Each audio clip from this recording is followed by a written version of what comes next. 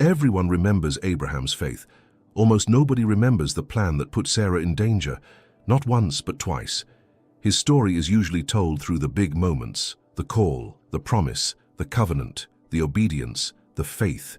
It is a clean version, inspiring, simple, easy to frame, quote, and place on a stained glass window, but it becomes a little too clean when one uncomfortable pattern is left out. Before Abraham was known as Abraham, he was still Abram. Sarah was still Sarai. And during a famine, they traveled down to Egypt looking for food and safety. The problem was that Abram did not feel safe at all. As they approached Egypt, he looked at Sarai and noticed something he had probably noticed before. She was beautiful. Normally, that would have been a compliment. At that moment, Abram treated it like a security emergency. He imagined the Egyptians seeing her, wanting her, and deciding that the easiest way to remove the husband was to remove the husband. So Abram came up with a plan. Sarai would say she was his sister. Then he reasoned, they might treat him well because of her instead of killing him because of her. Technically, this was supposed to save his life.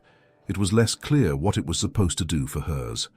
Apparently, the first rule of emergency planning was making sure Abram survived the emergency. And this is where the simple version begins to crack. Abram's fear was not imaginary. Foreign travel could be dangerous. Powerful men could take what they wanted.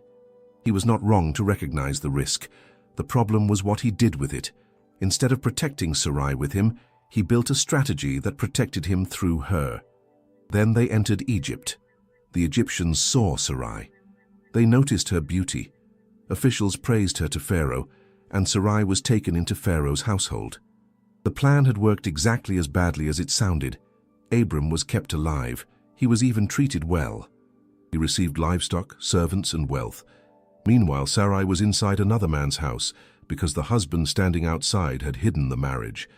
Then God intervened. Pharaoh's household was struck with serious trouble, and the truth came out. Pharaoh called Abram in and asked the obvious question, what had he done? Why had he said Sarai was his sister? Why had he allowed Pharaoh to believe she was available to marry?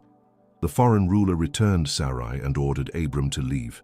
Abram escaped with his life, his wife, and more possessions than before, but not because the plan had been wise.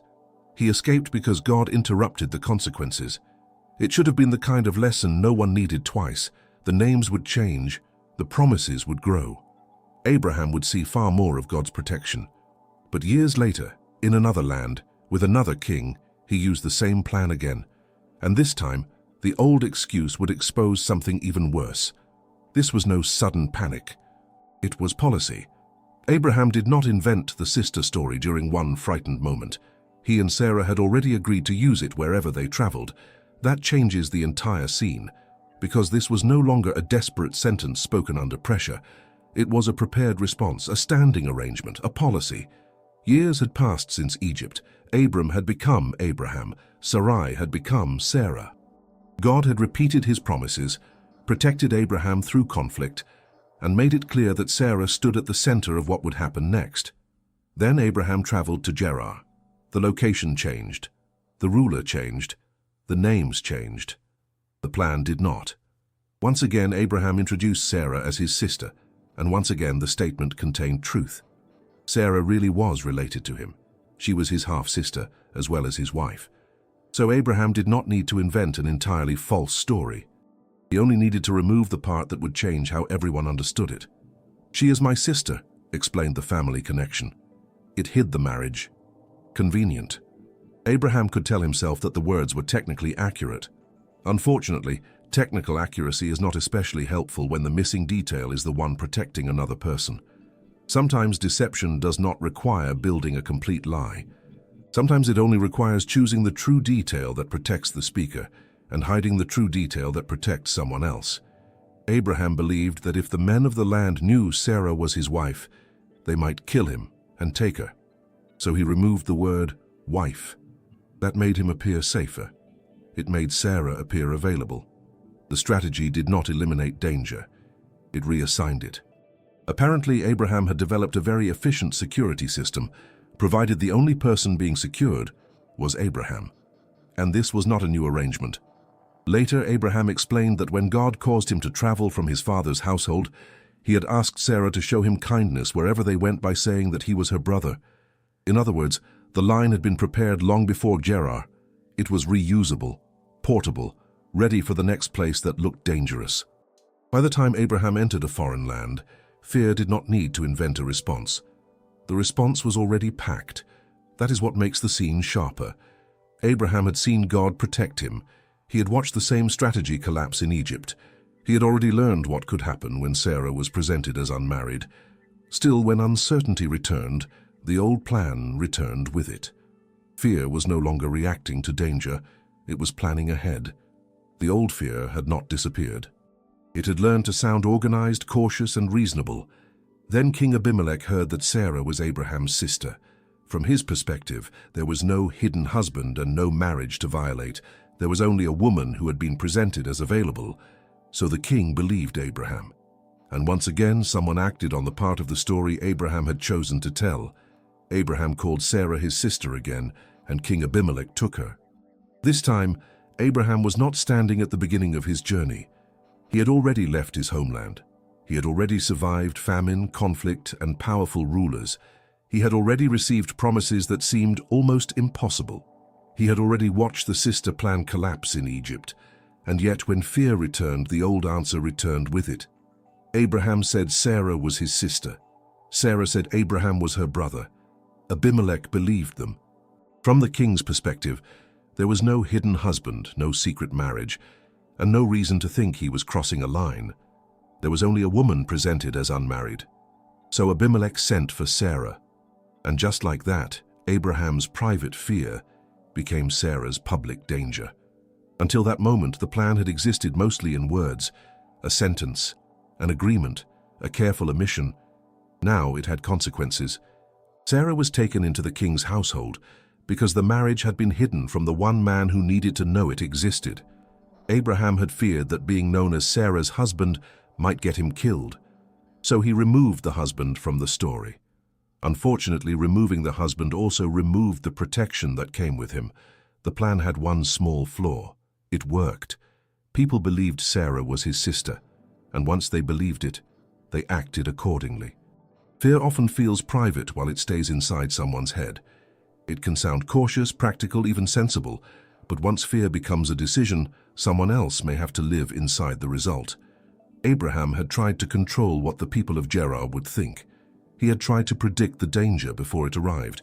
He had tried to make himself harder to kill. Instead, he made Sarah easier to take.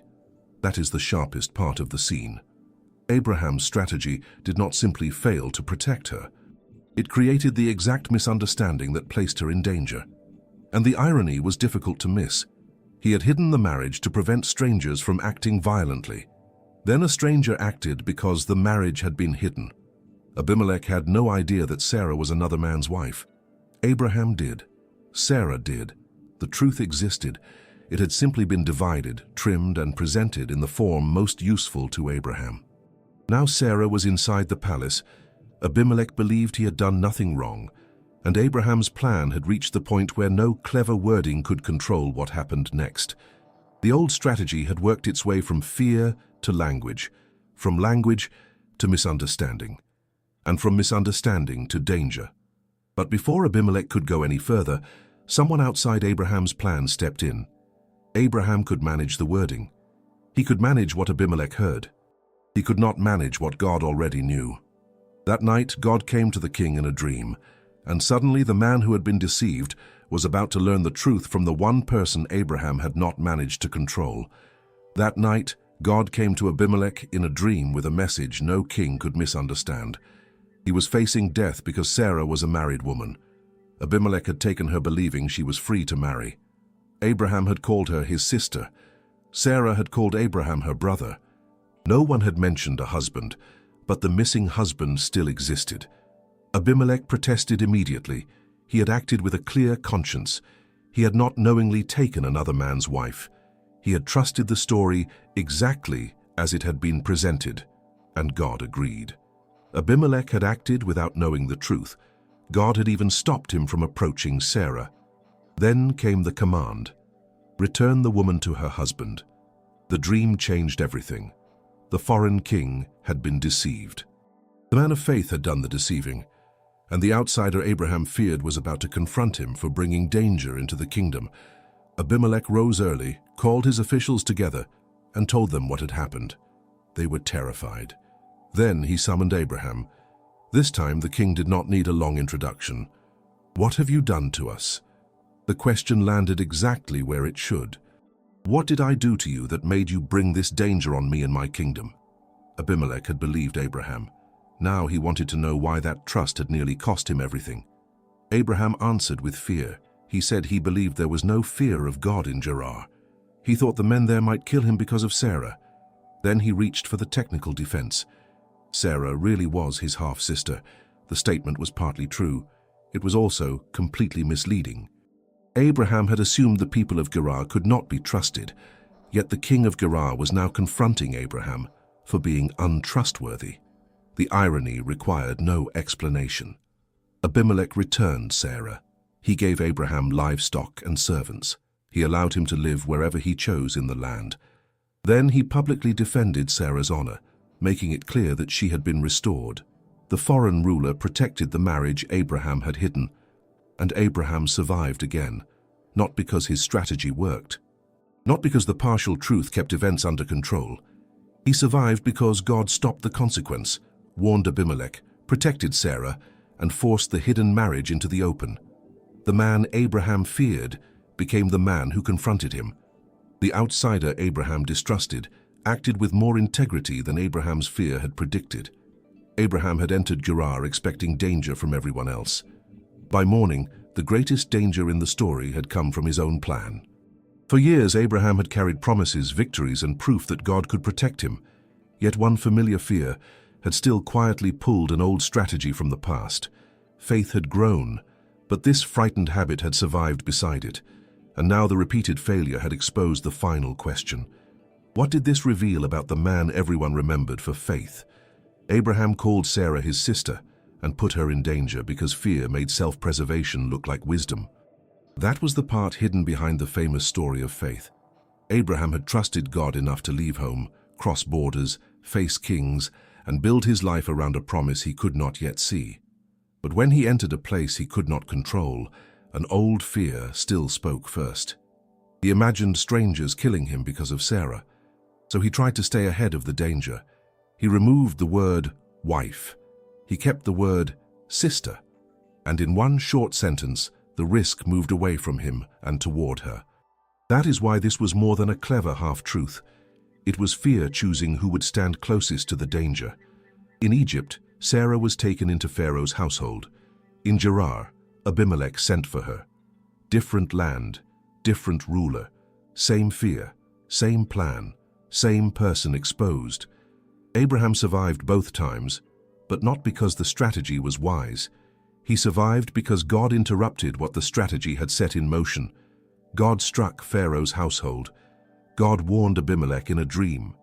God protected Sarah when Abraham's plan had failed to protect her. That is the uncomfortable reversal. The man remembered for faith trusted a survival tactic faster than he trusted his responsibility toward the woman beside him. He was not a simple villain. He was something more recognizable, a man with real faith and a fear he had never fully surrendered. That makes the story harder to dismiss, because great faith in one moment does not guarantee courage in the next. A person can carry a promise and still reach for an old defense. A person can believe God is leading the journey and still panic when the road feels unsafe. And sometimes fear does not look reckless. Sometimes it looks organized. Sometimes it arrives with a plan, a reasonable explanation, and one technically accurate sentence. But wisdom cannot be measured only by whether a plan protects the person who created it. It must also be measured by what that plan costs the person standing beside him. Abraham's strategy was like reaching a shelter in a storm, stepping inside first and leaving Sarah closest to the open door. He may have called it caution. Sarah experienced it as exposure. The tragedy was not only that Abraham said she was his sister, it was that he hid the one word that could have protected her, and the rescue did not make the decision harmless. It only showed that God was more faithful than Abraham's fear. By the end, Sarah stood beside Abraham again, but the plan had been exposed. The greatest danger in Gerar had traveled there with him. The pattern was now impossible to ignore. Abraham called Sarah his sister because he wanted to survive. But Sarah was the one left carrying the danger. That is the part almost everyone forgets. Which misunderstood Bible story should be simplified next? Isaac, Jacob, or Lot?